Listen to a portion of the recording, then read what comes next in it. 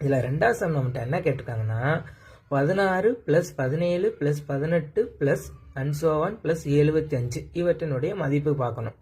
இப்போ நம்ம சம்மில் யோசிக்கணும். ஃபர்ஸ்ட் எடுத்தோன்னே ஸ்டார்டிங்கில் 1ல் இருந்து இருந்தால் தான் ஃபார்முலா யூஸ் பண்ண முடியும்னு சொல்லியிருக்கோம்.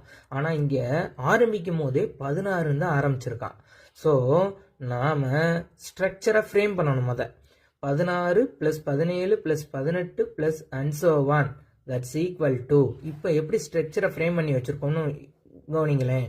இப்போ 16 அப்படின்றது நமக்கு தேவை.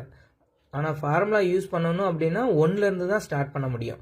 அதனால் நான் எப்படி எடுத்திருக்கேன் 1 + 2 + 3 + and so on 75 வரையும். அப்போ 1ல் இருந்து 75 வரையும் இருக்கக்கூடிய அனைத்து இலன்களினுடைய கூடுதலை கண்டுபிடிச்சிட்டு அதில் எதை கழிச்சிருக்கேன்னு பார்த்தீங்கன்னா 1 + 2 + 3 + and so on + 15.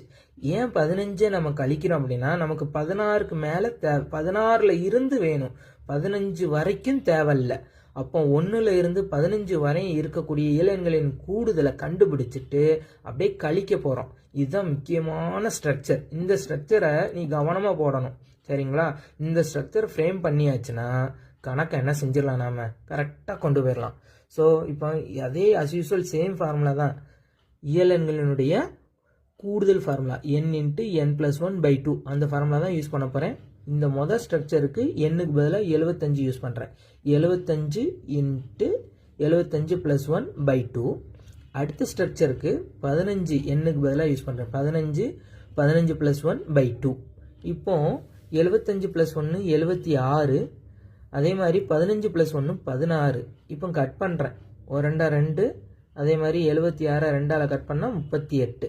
இந்த பக்கம் 1 2 16 2ஆல் கட் பண்ணால் 8. சரிங்களா? இப்போ ஸ்ட்ரக்சர் எப்படி இருக்குன்னா 75 × 38 - 5 15 × 8 இப்படி இருக்கு. இப்போ இதை நம்ம பெருக்கணும். 75 38 நம்ம பெருக்கியிருக்கோம். 2850 அதை போட்டாச்சு. 15 8 பெருக்கணும், அதுக்கு 120 அப்படின்னு என்ன செஞ்சிச்சு வந்துச்சு, அதையும் போட்டாச்சு. இப்போ இந்த 2850ஐயும் 120ஐயும் நம்ம கழிக்கணும். அவ்வாறாக கழிச்சோம்னா 2730. ஸோ ஃபார்முலா எப்படி யூஸ் பண்ணி கண்டுபிடிக்கப்பட்ட மதிப்பு என்னன்னு பார்த்தீங்கன்னா 2730. இவ்வாறாக நம்ம இந்த என்ன செய்யணும், ஃபார்முலா யூஸ் பண்ணி இதை நம்ம கண்டுபிடிச்சு கொண்டு வரணும்ப்பா. தேங்க்யூப்பா. அடுத்த சம்ம அடுத்ததில் பார்ப்போம், சரிங்களா?